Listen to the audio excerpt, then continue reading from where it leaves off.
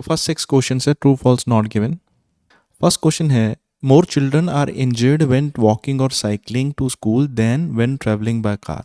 सो जो ज़्यादा बच्चे इंजर्ड होते हैं वो कैसे इंजर्ड होते हैं? वॉक करके और साइकिल करके। किसके कंपैरिजन से? When travelling by car. अगर वो कार में जाएं उससे अगर वॉक और साइकिल करें तो ज़्यादा इंजर्ड होते हैं। ऐसी कोई भी इंफॉर्मेशन हमारे पास इस पैराग्राफ में नहीं है, तो इसलिए इसका आंसर आ जाएगा नॉट गिवन। नेक्स्ट क्वेश्चन है, children who are driven to school, जो car who are driven to school मतलब जिनको स्कूल लेके जाते हैं, कार में लेके जाएंगे, are more ready to learn, तो वो रेडी रहते हैं किसके लिए? To learn then those who walk और साइकिल, उनकी बजाय जो पैदल या साइकिल से जाते हैं। तो यहाँ पे लास्ट लाइन पढ़ें, it has been noted by teachers, ये टीचर्स ने नोटिस किया that children engaging in active travel, जो बच्चे एक्टिव ट्रैवल में एंगेज होते हैं, arrive at school more alert and ready to learn. अब एक्टिव ट्रैवल, कार में बैठे तो एक्टिव ट्रैवल नहीं होगा, पैदल चलते और साइकिल से जाते ही एक्टिव ट्रैवल होगा क्योंकि उसमें बॉडी एक्टिव होगी। तो इसका मतलब हो गया कि जो वॉक और साइकिल करते हैं वो ज़्यादा एक्टिव होते हैं और रेडी टू लर्न होते हैं उन बच्चों से जो स्कूल में जाते हैं, कार से जाते हैं। तो ये फॉल्स हो गया, ये ऑपोजिट इन्फॉर्मेशन दे दी इसने। थर्ड क्वेश्चन है, एवरी ईयर, हर साल, द काउंसिल, जो काउंसिल है, गैदर्स का मतलब होता है कलेक्ट करना, इन्फॉर्मेशन वो कलेक्ट करती है about travel to school, school में ट्रैवल के जो इन्फॉर्मेशन है वो कलेक्ट करती है। तो यहाँ पे लिखा है द काउंसिल, ये जो काउंसिल है, has a strong commitment to supporting and promoting sustainable school travel, इसकी स्ट्रॉन्ग कमिटमेंट है। We collect data annually, annually हो गया एवरी ईयर, कलेक्ट डाटा मतलब gather information about travel to school, about how people get to school. तो ये हमें ये confirm करता है कि ये आंसर ट्रू है। फोर्थ क्वेश्चन है, द काउंसिल इज डिसअपॉइंटेड, वो निराश है, with small reduction in the number of cars, जो नंबर ऑफ कार्स में जो छोटी रिडक्शन हुई है उससे वो डिसअपॉइंटेड है, टेकिंग चिल्ड्रन टू स्कूल, जो बच्चों को स्कूल लेके जाती है। तो यहाँ पे लिखा है वी आर प्राउड, तो यहाँ पे डिसअपॉइंटेड नहीं है, वो बोल रहे हैं we are proud that we have been able to reduce, तो उन्होंने रिड्यूस किया है द नंबर ऑफ कार्स, ठीक है, on the daily school run by average of 1% in each of the last 3 years, ठीक है, पिछले 3 सालों में 1% एवरी ईयर उन्होंने ये रिड्यूस किया है नंबर ऑफ कार्स। सो इससे हमें क्लियर हो गया ये आंसर क्या है, फॉल्स। वो डिसअपॉइंटेड नहीं थे, सो दे आर प्राउड, ये हमने लिखा है कि वो डिसअपॉइंटेड है। The number of children in school has risen in recent years, जो नंबर ऑफ चिल्ड्रन है उनका जो नंबर है वो रिजन मतलब इंक्रीज हुआ है रीसेंट ईयर्स में। तो यहाँ पे उन्होंने कहा था कि वो आर प्राउड के रिड्यूस हुआ है नंबर ऑफ कार्स 1% से पिछले 3 सालों में, which is equivalent to taking about approximately 175 cars off the road. इसका मतलब पिछले 3 सालों में लगभग 175 कार्स रोड से निकल गई एनुअली, हर साल, despite an increase in people's number, हालांकि बच्चों का नंबर इंक्रीज हुआ है पिछले 3 सालों में, मतलब रीसेंट ईयर्स में, नंबर ऑफ कार्स तो रिड्यूस हुई। इसका ये भी हमें समझ आता है कि बच्चों के इंक्रीज होने से तो कार्स इंक्रीज नहीं हुई, एक्चुअली रिड्यूस हो गई। तो ये हमारा आंसर सही हो जाएगा, number of children in school has risen in recent years, because यहाँ पे बच्चों का नंबर इंक्रीज हुआ, पीपल्स मतलब बच्चे, ठीक है, जो स्कूल में पढ़ते हैं। तो हालांकि कार्स कम हुई हैं लेकिन बच्चों का नंबर इंक्रीज हुआ है, सो ये आंसर आ जाएगा ट्रू। नेक्स्ट है, parents can get help, parents help ले सकते हैं with playing for their children to travel to school by public transport, लेकिन हमारे पास ऐसी कोई भी इंफॉर्मेशन यहाँ पे नहीं गिवन कि पेरेंट्स को हेल्प मिल सकती है, ठीक है, सो इसका आंसर हमारा आ जाएगा not given. So next topic है फ्लू द फैक्ट्स। सो इसमें 9 सेक्शंस हैं और which section contain the following information, ये क्वेश्चन सॉल्व करने हैं।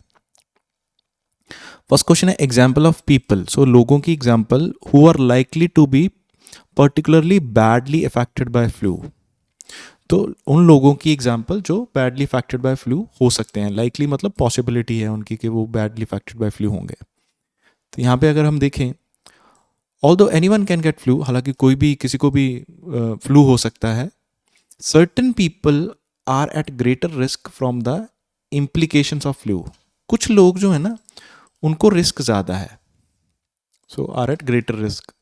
जैसे as their bodies may not be able to fight the virus, क्योंकि उनकी बॉडीज जो हैं वो फाइट नहीं कर पाएंगी वायरस को। कौन से वो पीपल हैं? If you are over 65 year old, अगर आपकी उम्र 65 से ऊपर है, सफ़र फ्रॉम एस्थमा, डायबिटीज़ और सर्टन अदर कंडीशंस, आपको इस तरह की कोई बीमारी है, you are considered at greater risk from flu and implications can be serious. तो उसको ग्रेटर रिस्क है फ्लू को। तो ये टाइप्स ऑफ पीपल हो गए, examples of people who are likely to be particularly badly affected by flu. So serious उनको problems हो सकती हैं। सो ये हमें आंसर मिला डी में।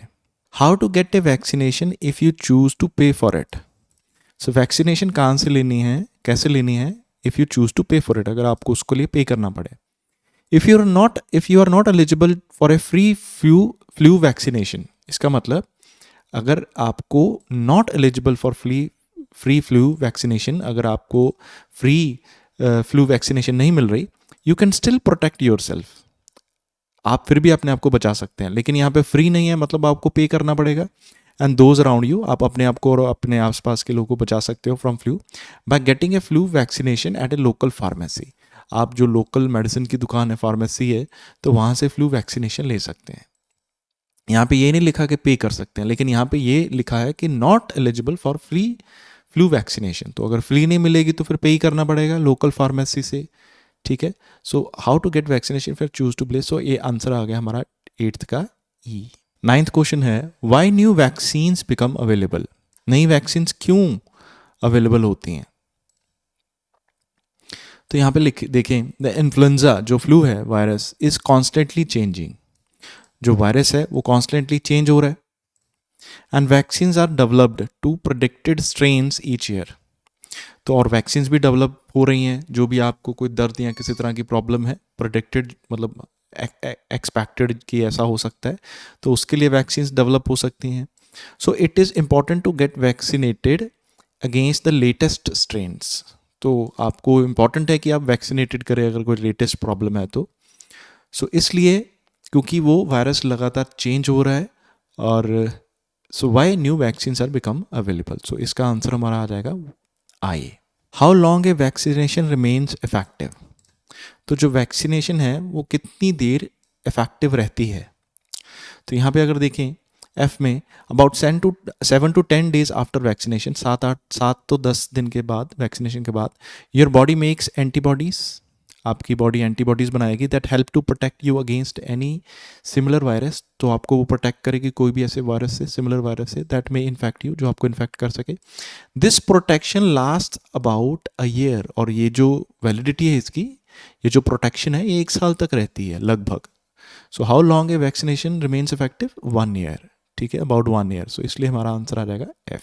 11th क्वेश्चन है रेफरेंस टू द पॉसिबिलिटी, कोई ऐसी possibility of catching a different flu type of flu, के कोई डिफरेंट टाइप किस्म है जो फ्लू की, वो आप कैच कर लें from the one in the vaccine, जो वैक्सीन में नहीं है उसे डिफरेंट टाइप के फ्लू आप कैच कर लें, ऐसी पॉसिबिलिटी। एच पैराग्राफ अगर देखें, a flu vaccination is design to protect you against the most common and potent strains of flu. तो ये जो वैक्सीन है, फ्लू वैक्सीन है, ये सबसे कॉमन और पोटेंट होता है शक्तिशाली, सबसे जो कॉमन और शक्तिशाली फ्लू है उससे बचाने के लिए है, सर्कुलेटिंग, जो सर्कुलेट कर रहे हैं। So there is a small chance, फिर भी छोटा चांस है, you could catch a strain of flu not contained in the flu vaccine, कि आपको के फ्लू हो जाए जो वैक्सीन में नहीं है। ठीक है, तो इसका आंसर हमें कहाँ मिला? 11th का एच में, कि फिर भी ऐसी कोई फ्लू का स्ट्रेन हमें कैच कर सकते हैं, हम रिसीव कर सकते हैं जो वैक्सीन से कवर नहीं हो रहा। नेक्स्ट है categories of people who do not have to pay for vaccination. So ऐसी कैटेगरीज लोगों की जो डू नॉट हैव टू पे, जिनको पे करने की ज़रूरत नहीं है वैक्सीनेशन के लिए। तो यहाँ पे डी पैराग्राफ में देखा था कौन से लोग हायर रिस्क पे हैं। If you fall into one of these at high risk groups, अगर आप इन ग्रुप्स में से किसी में एक में भी फॉल करते हैं, आर प्रेग्नेंट और एक केयरर, आप प्रेग्नेंट हैं या आप केयर करने वाले हैं, you are eligible for a free flu vaccination, तो आपको फ्री फ्लू वैक्सीनेशन मिलेगी। सो इसका मतलब इन लोगों को, ये जो कैटेगरीज वाले हैं, इनको वैक्सीनेशन की पे करने की ज़रूरत नहीं है, सो फ्री मिलेगी। सो आंसर इसका आ गया D. Information about A vaccine, what A vaccine consists of मतलब कि उस वैक्सीन में है क्या। सो ऐसी इंफॉर्मेशन जो हमें बताए कि उस वैक्सीन में क्या है। जी पैराग्राफ में लिखा है ए फ्लू वैक्सीन कंटेन्स का मतलब होता है consist of inactivated killed virus, तो उसमें कोई इनएक्टिवेटेड और किल्ड वायरस होता है, किल्ड वायरस स्ट्रेन होता है। So it can't give you the flu, जो आपको फ्लू नहीं दे सकता। तो यहाँ पे बताया गया कि फ्लू वैक्सीन में होता क्या है, ठीक है। सो इसलिए हमारे पास ये आंसर आ गया जी। जनरली कोई भी अगर वायरस हो, उसका एंटी जो डॉट है या एंटीडोट जो होता है या फिर उसका जो वैक्सीन है, वो उसी फ्लू से ही बनती है। तो उस फ्लू को ऐसे बना दिया जाता है, ठीक है, जैसे पोलियो के ड्रॉप्स होते हैं। सो पोलियो के जो ड्रॉप्स हैं, सो उस वो जो ड्रॉप होते हैं वो पोलियो ही होता है। तो पोलियो वो बच्चे को दे दिया जाता है, लेकिन वो ऐसा होता है कि वो किल्ड पोलियो होता है, मरा हुआ, तो वो बच्चे को नुकसान नहीं दे सकता। तो होगा क्या कि अब अगर कोई पोलियो के कोई वायरस है तो वो बच्चे में आएगा, तो वो देखेगा कि इसमें तो पहले से ही पोलियो है, क्योंकि अगर उसमें से पहले से पोलियो है, हालांकि वो मरा हुआ पोलियो है, पोलियो ड्रॉप्स के थ्रू जो वैक्सीनेशन दी थी, तो जो पोलियो है वो उसमें अटैक नहीं करेगा, तो इससे वो बच जाएगा। सो सिमिलरली कोई भी अगर जैसे ये फ्लू का जो फ्लू स्ट्रेन का अगर कोई वैक्सीनेशन बनाया है, उसमें चांसेस है कि उसमें जो मरा हुआ वो फ्लू है उसी को ही एज अ एंटीडोट यूज़ किया गया है, एज अ वैक्सीन यूज़ किया गया है। तो इसलिए फ्लू वैक्सीनेशन में क्या क्या होता है, इनएक्टिवेटेड किल्ड वायरस होता है, ठीक है, उसी स्ट्रेन का, जो आपको फ्लू नहीं दे सकता। 14th क्वेश्चन है science that you might have flu, ऐसे सिग्नल, साइंस मतलब ऐसे सिग्नल्स या सिम्टम्स जो शो करे कि आपको फ्लू है शायद।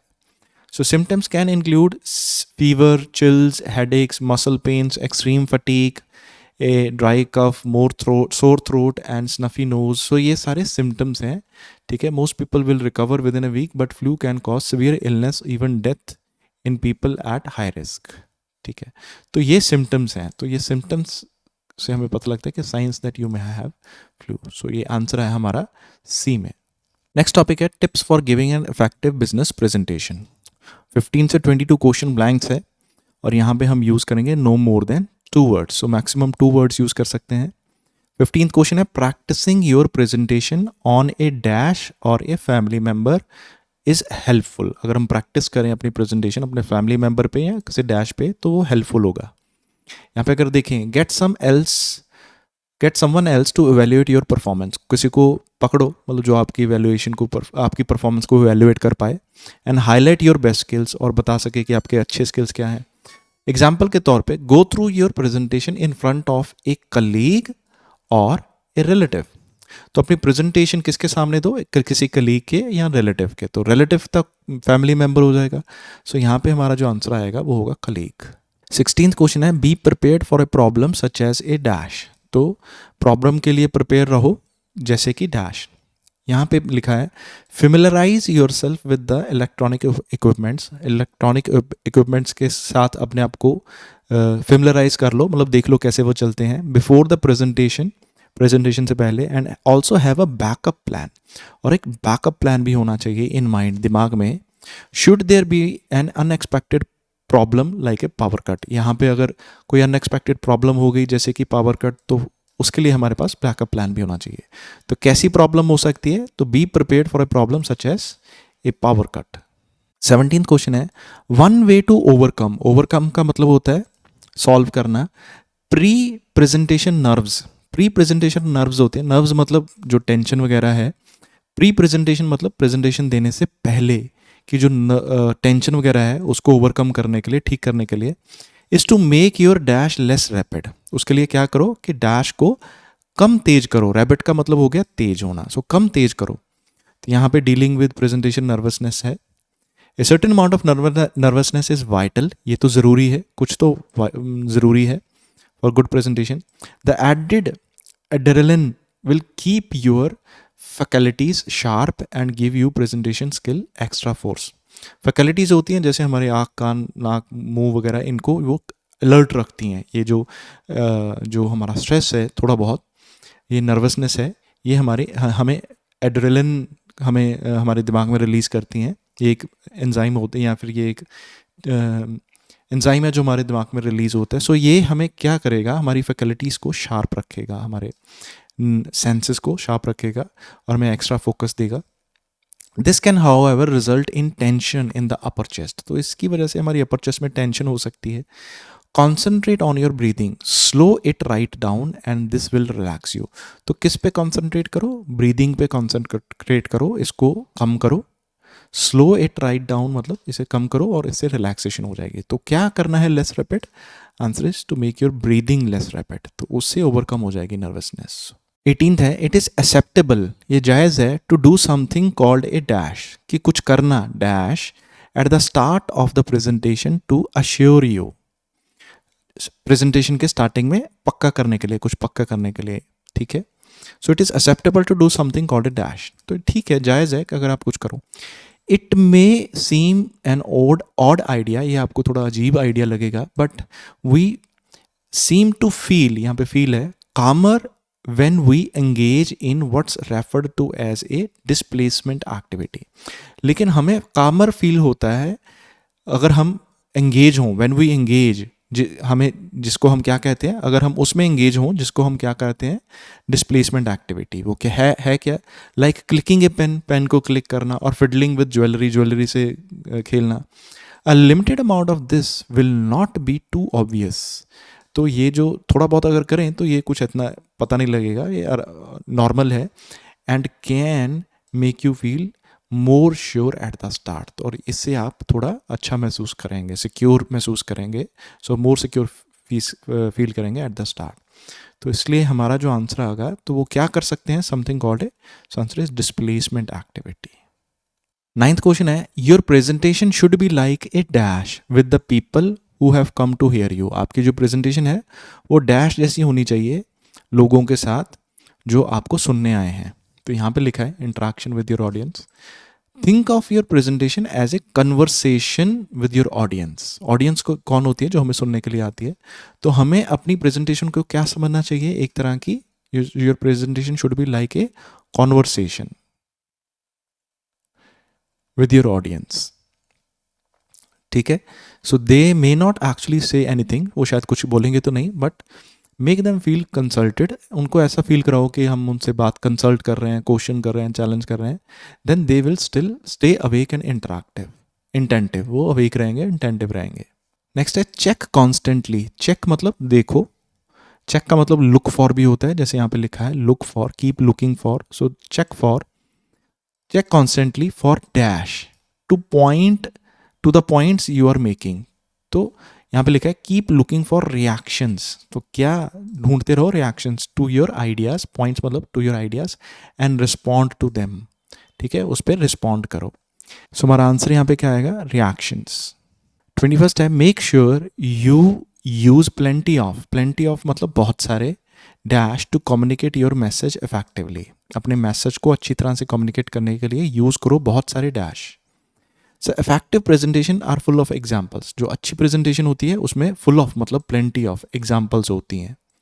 These help your listeners to see more clearly what you mean. इससे लिसनर्स को हेल्प होती है कि वो अच्छी तरह से क्लियरली समझ पाए कि आपका मतलब क्या है। So make sure you use plenty of examples. Stick to the point using 3 और 4 मेन आइडियाज। सिर्फ 3 और 4 मेन आइडियाज पर स्टिक करो, मतलब उससे ज़्यादा मत बोलो। For any subsidiary information that you cannot present in 20 minutes, try another medium such as handouts। और कोई भी एक्स्ट्रा इन्फॉर्मेशन है, सब्सिडरी मतलब एक्स्ट्रा इन्फॉर्मेशन जो आप 20 मिनट में नहीं बता सकते, तो कोई और मीडियम यूज़ करो, जैसे कि हैंडआउट्स दो। तो to keep the presentation short, तो आप 20 मिनट में ख़त्म करनी है, use things like handouts to provide extra details. Subsidiary information मतलब एक्स्ट्रा डिटेल्स, सो आंसर आ जाएगा हैंडआउट्स। नेक्स्ट टॉपिक है how to get a job in journalism. और क्वेश्चन 23 से लेकर 27 तक हमें ये फ्लो चार्ट कंप्लीट करना है। 1 वर्ड यूज कर सकते हैं हम। So get job in journalism, gain relevant experience, example writing articles to meet specific deadlines. यहाँ पे तक डेडलाइंस तक हमारा कंसेप्ट यहाँ पे हो जाएगा, यहाँ पे कोई ब्लैंक नहीं है। यहाँ पे apply for temporary dash with local paper. सो लोकल पेपर पे अप्लाई करो टेम्परेरी किसी चीज़ के लिए. सो यहाँ पे है, once you have done that for a while start requesting internship in newspapers. तो लोकल पेपर हो गया न्यूज़पेपर्स, अप्लाई हो गया रिक्वेस्टिंग, ठीक है, applying for temporary dash with local newspaper. So temporary जो एम्प्लॉयमेंट होती है या टेम्परेरी काम होता है उसको हम बोलते हैं इंटर्नशिप्स, ठीक है. सो यहाँ पे हम लिखेंगे इंटर्नशिप्स सॉरी. सो इंटर्नशिप्स क्या होती हैं, जैसे कोई लेट्स सपोज कोई किसी ने सीए करनी है, तो सीए के लिए प्रैक्टिकल नॉलेज की ज़रूरत होगी बनने के लिए. सो वो कोई भी पर्सन है जो लॉयर हो गया, सीए हो गया, तो उसको थोड़े 2-3 साल के लिए किसी ना किसी एक्सपर्ट सीए या लॉयर के साथ काम करना होता है. उसमें भी शायद उसको पैसे ना मिले, लेकिन हाँ एक्सपीरियंस ज़रूर मिलेगा. सो उसको हम क्या बोलते हैं, internship. These are generally short term and unpaid. ये शॉर्ट टर्म होती हैं और अनपेड होती हैं, पैसे नहीं मिलते, but they are definitely worthwhile. ये अच्छी हैं, since instead of providing you with money, ये तुम्हें मनी तो नहीं देती, you will they will teach you the skills that every 21st century journalist have to have. लेकिन आपको ये स्किल्स दे देगी. So and acquire the extra dash you will need. So या you should need. So answer आ जाएगा skills. तो ये आपको स्किल्स प्रोवाइड करेगी, मनी प्रोवाइड नहीं करेगी, जो आपको चाहिए, ठीक है.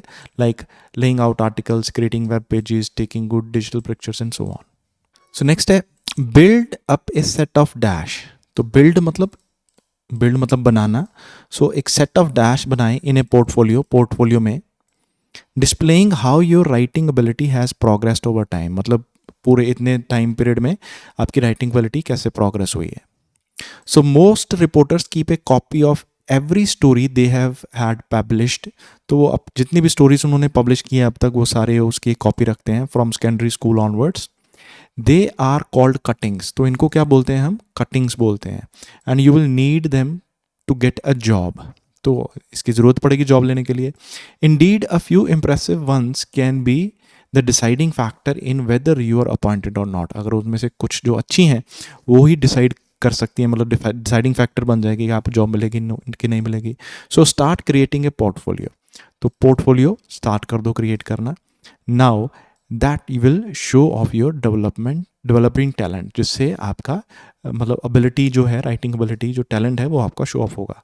तो build a set of dash in a portfolio. तो क्या स्टार्ट करना है, सो जिसको हम बोलते हैं कॉपीज हमें इकट्ठी करनी है जो हमने पब्लिश की हैं, ठीक है, रिपोर्टर्स ने. तो इसको हम बोलेंगे कटिंग.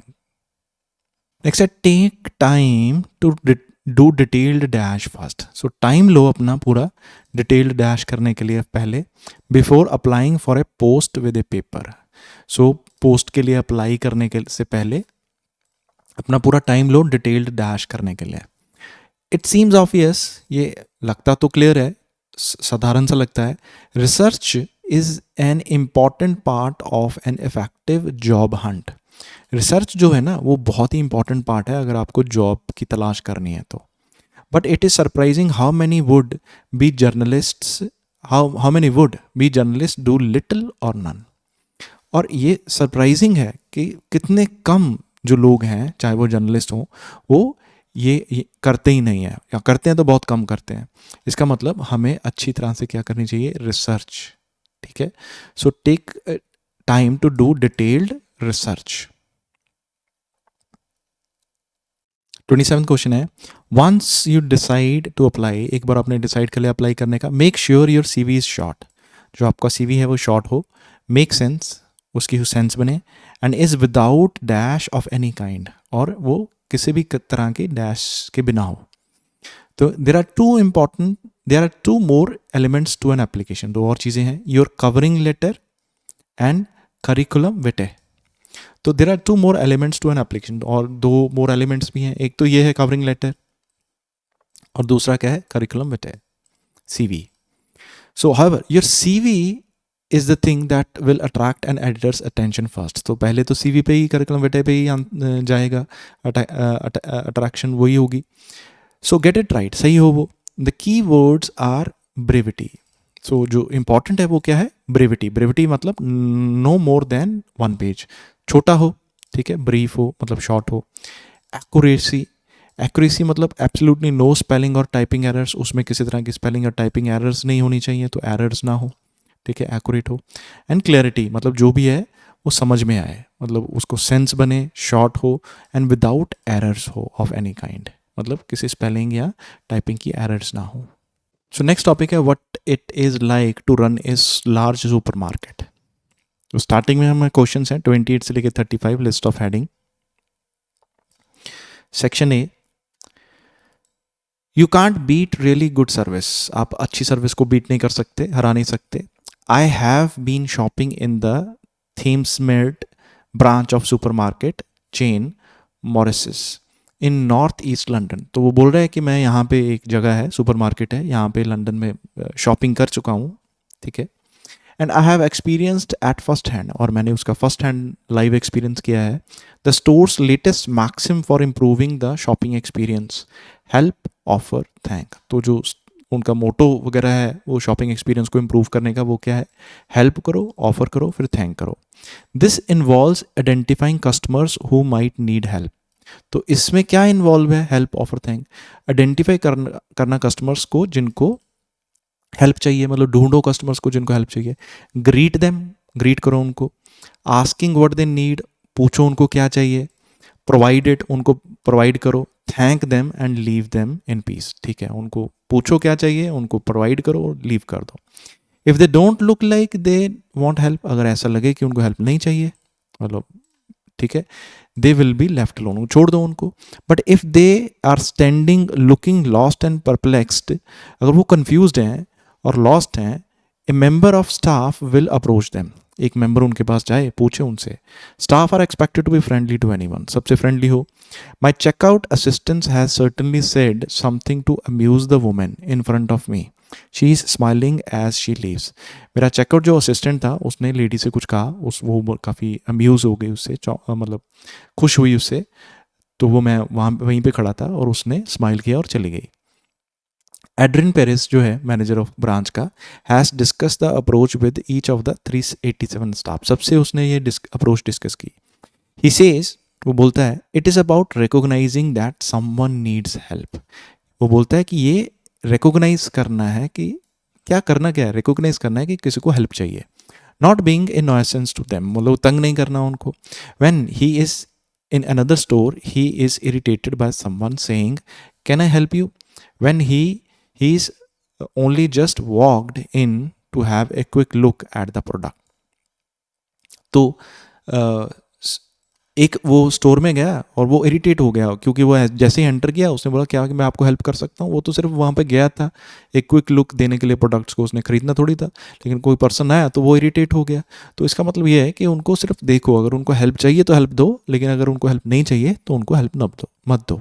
तो इसलिए हमारा सेक्शन ए, अगर हम देखें सेक्शन ए, तो उसमें हमारा आंसर जाएगा मेकिंग श्योर, नहीं sorry, noticing when customer need assistance. तो देखो ध्यान से, नोटिस करो कि कस्टमर को असिस्टेंस कब चाहिए। सो हमारा आंसर आ जाएगा 8th। तो इस पूरे सेक्शन में सेक्शन ए का आंसर होगा 8th। इस पूरे सेक्शन में हमें ये बताया गया कि देखो उसके कहाँ पे उसको हेल्प चाहिए, कस्टमर को ढूंढो ये।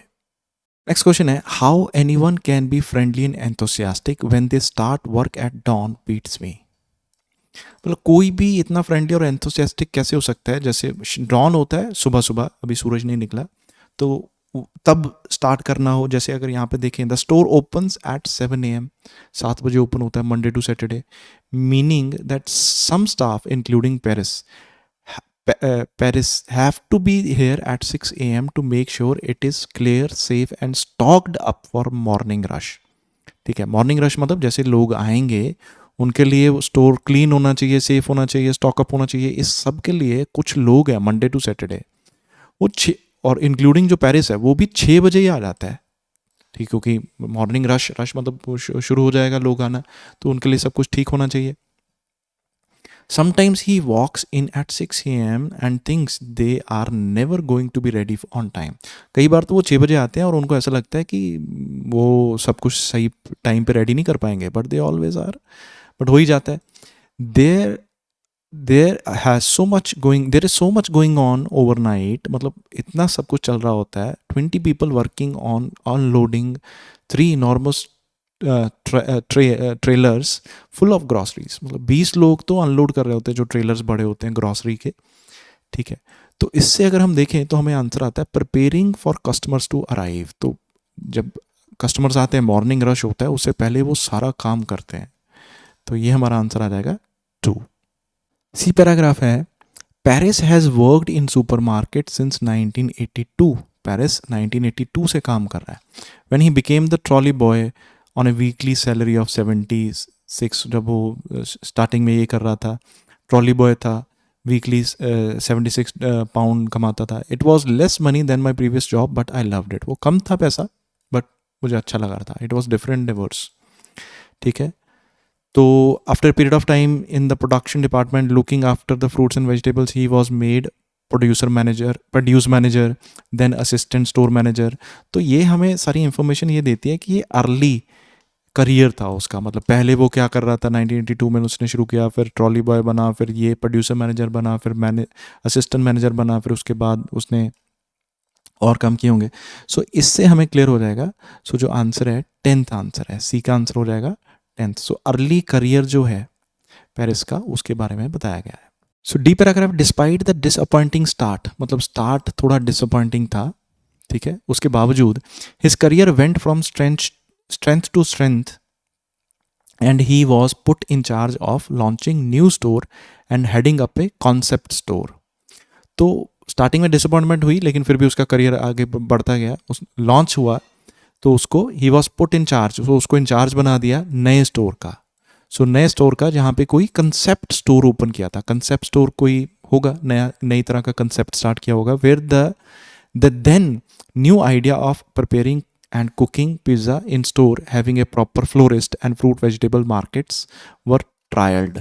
तो किसी चीज़ का ट्रायल हुआ, एक न्यू आइडियाज़ का. तो वो न्यू आइडियाज़ क्या थे, ये प्रिपेयर करना, कुक करना पिज़्ज़ा को डिफरेंट स्टाइल से. ठीक है, फ्लोरिस्ट होना, फ्रूट एंड वेजिटेबल मार्केट्स का होना, वो trialled. All Morris manager from the whole country spent 3 days there to see the new concept. तो सारे मैनेजर्स वहाँ पे 3 दिन रुके नया कंसेप्ट देखने के लिए. उन्होंने बोला, he says that was hard work. उसने बोला बहुत मुश्किल काम है. He says long days, 7 days a week, about a year. मतलब काफ़ी मुश्किल काम है. तो लेकिन यहाँ पे हमें ये 4th आंसर समझ में आता है, demonstrating a different way of gross organising a store. Demonstrate का मतलब होता है शो करना. तो वहाँ पे जो मैनेजर आए थे वहाँ पे from whole country, spend 3 days there to see the new concept. तो मैनेजर आए थे वहाँ पे, 3 दिन वहाँ पे रहे, उन्होंने देखा कि ये नया कंसेप्ट है, कैसा है. तो ये हमारा आंसर इसलिए 4th आ जाएगा. ई पैराग्राफ है, although he overseas A store with a large turnover. हालांकि वो पूरा स्टोर देखता था जिसकी बहुत ज़्यादा टर्नओवर थी. टर्नओवर होता है sales. There is a strong practical aspect to Paris job. तो जो पेरिस की जॉब थी उसमें काफ़ी सारा प्रैक्टिकल पार्ट था. एज वी वॉक अराउंड, जैसे हम घूमे वहाँ, he chats to all the staff. वो चैट करता था, बात करता था सारे स्टाफ से. ठीक है, while checking the layout of the counters की लेआउट चेक करता था. And quality of the produce, वो प्रोड्यूस की क्वालिटी भी चेक करता था, कैसा सामान है. ही एग्जामिन्स द बेकिंग पोटैटो. वो एग्जामिन करता था baking potato shelf. And rejects 3. वो एग्जामिन करता था बेकिंग पोटैटो जो बन रहे हैं, और 3 को रिजेक्ट कर दिया. 1 that has splitted virtually in half and 2 that are beginning to go green. एक तो वो जो मे बी शायद जो पोटैटो ख़राब हो गए थे वो टूट गए थे. ठीक है, और दूसरा जो हरे हो रहे थे, तो उनको 2 ऑल थे जो हरे हो रहे थे, उनको रिजेक्ट कर दिया. He then pulls out a lemon that looks fine to me. तो उसने एक लेमन भी, नींबू भी उसने उठाया जो मुझे तो ठीक लग रहा था. व्हेन आई आस्क्ड व्हाई, जब मैंने पूछा ये ऐसा क्यों कर रहा है, he picks up a second lemon and says. वो उसने एक और लेमो उठाया और कहा, close your eyes and just feel and tell me which you would keep. अपनी आंखें बंद करो और बताओ कौन सा तुम उसको इसमें से रखोगे. I do and realise that while one is firm and hard while the other is going a bit squashy. मैंने उसे उठाया, एक तो ठीक था, मुझे अच्छा लगा, फर्म था, हार्ड था, लेकिन दूसरा मे बी शायद ख़राब हो गया. तो इसका मतलब making sure the items on sale are good enough. तो उसका वो पूरा सारा चेक करता था कि ये प्रॉपर इंश्योर करता था कि जो भी आइटम्स हैं वहाँ पे वो अच्छी हों। तो इसलिए हमारा आंसर आएगा 7। एफ है डिस्पाइट ईगल आइड पेरिस, मतलब वो काफ़ी ध्यान रखता था Paris, pulling out fruits and vegetables that most of us would buy without a second thought. तो वो भी वेजिटेबल्स निकाल लेता था जो हम मे बी बिना सोचे समझे खरीद लें। The waste each week is tiny, फिर भी जो वेस्ट था हर हफ्ते बहुत ही कम था। Produce worth an a 4200 pound is marked down for a quick sale and only 400 pound worth is scrapped। तो 4200 पाउंड का तो बिक गया क्विक और सिर्फ 400 पाउंड का स्क्रैप हुआ। This he explains is down to Morris method of ordering. तो ये वो बता रहा है कि ये ना मोरिस का जो मेथड है ऑर्डरिंग का, ये उसकी वजह से है। Still done manually rather than bye computer, वो खुद ही करता है इसको, मतलब ऑर्डर कितना करना है कितना नहीं करना मे बी उसके हिसाब से वो कंप्यूटर पे नहीं छोड़ता। Department heads know exactly how much they have sold and that day and how much they are likely to sell the next। तो उनको डिपार्टमेंट के हेड को पता होता है कि उन्होंने आज कितना बेचा और नेक्स्ट डे कितना बिकेगा based on the sales record को देखकर and allowing for influences such as weather, और वेदर को भी देख के थोड़ा बहुत कि कैसा है, अच्छा है, बुरा है, उसके हिसाब से कितनी सेल होगी। ठीक है, तुम्हारा आंसर आ जाएगा the benefit of accurate forecasting. तो ये क्या है benefit of accurate forecasting? Forecasting क्या होता है? अनुमान लगाना, ठीक है, अंदाज़ा लगाना। तो वो अंदाज़ा लगा लेते थे कि कितना उनको सामान चाहिए कल बेचने के लिए। तो उनका जो मेथड था ऑर्डरिंग का वो काफ़ी अच्छा था, उनको पता होता था कितना सामान बिका, कितना स्क्रैप हुआ। ठीक है, तो इस हिसाब से हमारा जो आंसर आएगा वो होगा 5th। जी पैराग्राफ है Paris is in charge of 1000 man hours a week across the store. तो वो इंचार्ज है 1000 मैन आवर्स का, ठीक है, अक्रॉस द स्टोर, पूरे स्टोर में। टू हेल्प देम, उनको हेल्प करने के लिए, किनको हेल्प करने के लिए? स्टाफ को। ही हैज़ अ की टीम ऑफ 4, उसके पास 4 की एक टीम है। who each have direct responsibility for different departments, उनके पास डायरेक्ट रिस्पॉन्सिबिलिटी होती है डिफरेंट डिपार्टमेंट्स की। He is keen to hear what staff think, वो बड़ा ही उत्सुक रहता है कि स्टाफ क्या सोचता है। He recently held a talent day inviting employees interested in moving to a new job within the store to come and talk to him about what they thought they should be promoted, why they thought they should be promoted and discuss how to go about it. तो वो उसने talent day रखा है, एक employees को invite किया, बताइए promotion के लिए, बताओ आपको क्यों प्रमोशन चाहिए और डिस्कस करें कैसे की जा सकती है। We had 23 people come through the door. तो 23 लोग आए, people wanting to talk about progression. तो वो चाहते थे प्रोग्रेशन को, मतलब प्रमोशन की। He says what do they need to do to become a supervisor. So उनको क्या करने की ज़रूरत है सुपरवाइजर बनने के लिए? 23 people will be better members of staff as a result of that talk. तो 23 मेंबर जो हैं वो बेटर मेंबर बन जाएंगे स्टाफ में इस टॉक की वजह से। तो यहाँ पे अगर हम देखें तो यहाँ पे हमारा आंसर आ जाएगा हेल्पिंग स्टाफ टू डेवलप। हमारा जी का आंसर आ जाएगा 3rd। His favourite department is fish, उसका जो फेवरेट डिपार्टमेंट है वो क्या है? Fish. He has 4-meter long run by Debbie and Angela, who are busy having a discussion about how to cook a particular fish with a customer। वो 4 metre दौड़ा, 4 metre long run उसकी थी debris और Angela के साथ बात करने के लिए, क्योंकि वो बिजी थे एक डिस्कशन में कि एक कस्टमर के लिए फ़िश पकानी है, कैसे बनाए। But it is one of just 20 और सो डिपार्टमेंट्स अराउंड द स्टोर। तो ये लेकिन 20 डिपार्टमेंट्स हैं, उनमें से एक ही डिपार्टमेंट है ये। And Paris admits the pressure of making sure he knows what is happening on them all can be intense. और पेरिस ये भी जानना चाहता था कि हालांकि 20 और डिपार्टमेंट हैं लेकिन एक स्टोर में क्या चल रहा है पेरिस वो भी जानना चाहता था, क्या हो रहा है वहाँ पे। तो इसका प्रेशर काफ़ी इंटेंस हो सकता है। You have to do so much, आपको बहुत कुछ करना पड़ेगा। And there could be something wrong with every single one, और कुछ ना कुछ तो सब जगह पे हर एक चीज़ पे कुछ ना कुछ गलत तो होगा। एवरी डे ही सेज, हर दिन। You have got to minimize those things, तो आपको वो जो गलत हो रहा है, जो चीज़ें गलत मतलब मिस्टेक्स हो रही हैं उनको कम करना है। And shrink them to perspectives. We have got to love the job, हमें अपनी जॉब को प्यार करना पड़ेगा। And this is what Paris certainly does, और पेरिस यही करता है। मतलब वो हर चीज़ में देखता है क्या है, चाहे वो 20 डिपार्टमेंट है उसमें अगर एक भी डिपार्टमेंट में कोई भी थोड़ी बहुत दिक्कत आ गई तो वो सब जगह देखता है। तो इसका आंसर मुझे लग रहा है, इसका आंसर होगा keeping everything running as smooth as possible. हर चीज़ को प्रॉपरली स्मूथली रन करना जितना पॉसिबल हो सके। तो इसका आंसर आ जाएगा 6।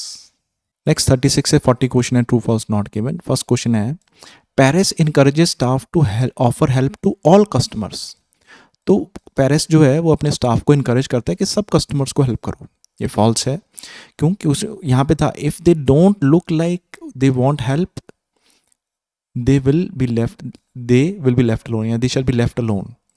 तो अगर ऐसा लगे कि उनको मदद नहीं चाहिए, उनको छोड़ दो अकेला, तो क्या वो सारे कस्टमर्स को हेल्प करने के लिए इनकरेज करता था स्टाफ को?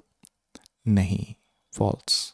37 क्वेश्चन है Paris is sometimes worried. Paris को कई बार चिंता होती थी that customers will arrive, customers आ जाएंगे before the store is ready for them, stores उनके लिए रेडी होने से पहले। तो वो यहाँ पे लिखा था sometimes he walks in at 6 AM, वो 6 बजे आता है। एंड ही थिंक्स, वो सोचता है they are never going to be ready on time, कि वो कभी भी समय पे टाइम पे रेडी नहीं हो पाएंगे। लेकिन वो तो सो ही इज़ वरिड, ठीक है, उसे चिंता होती है, ठीक है। So Paris is sometimes worried that customers will arrive before the store is ready, so he thinks he never going to be ready on time. So 6 बजे आता है, ठीक है। So answer is true. 38th question है when Paris first became a store manager he knew the store was going to close. यहाँ C paragraph में यहाँ पे है Paris first stop as a store manager was at a store which was closed soon after though he was not to blame. So Paris का जो पहला stop था as a store manager was at a store, वो एक store में था जहाँ पे वो स्टोर बंद हो गया, लेकिन उसका जो ब्लेम है वो उस पर नहीं था। मतलब पेरिस की वजह से वो बंद नहीं हुआ था। लेकिन यहाँ पे ये नहीं लिखा कि वो जानता था कि वो स्टोर बंद हो जाएगा, तो ऐसी इन्फॉर्मेशन यहाँ पे गिवन नहीं है। तो इसलिए हमारा आंसर ये आएगा नॉट गिवन। 39 क्वेश्चन है on average produce of worth 40 to 100 pound is thrown away. Thrown away मतलब होता है फेंक देना, एवरी वीक। यहाँ पे लिखा था 40 to 100 pound। So produce worth 40 to 100 pound is marked down, mark down मतलब उसको टिक कर दिया फॉर ए क्विक सेल, मतलब वो बिक जाएगा। And only 400 pound worth is scraped. Scraped का मतलब खराब, तो वो उसी को फेंका 400 pound का, तो 40 to 100 pound का तो क्विक सेल हो गया। सो इसलिए ये हमारा आंसर आ जाएगा फॉल्स। 40th क्वेश्चन है Paris was surprised. So Paris क्या था? सरप्राइज था। How many staff asked about promotion on the talent day. तो कितने लोगों ने टैलेंट डे पे प्रमोशन के लिए आगे आए थे, वो सरप्राइज हो गया था। यहाँ पे टैलेंट डे की बात हुई थी, लेकिन यहाँ पे ठीक है उसने टैलेंट डे इनवाइट किया था एम्प्लॉयज़ को कि हाँ भी आपको प्रमोशन मिलेगा, ठीक है। यहाँ पे लेकिन वो सरप्राइज हुआ कि नहीं 23 पर पीपल आए थे उसके लिए, लेकिन वो सरप्राइज हुआ था कि नहीं हुआ था, उसका रिएक्शन क्या था, इसके बारे में कोई इन्फॉर्मेशन गिवन नहीं है। सो इसलिए हमारा आंसर आ जाएगा not given. If you do like this video please share it with your friends. और अगर आपको इस वीडियो में कोई भी चीज़ नहीं समझ में आई तो प्लीज़ कमेंट करके बताइए, ताकि हम नेक्स्ट टाइम उसको इम्प्रूव कर पाएँ। Thank you.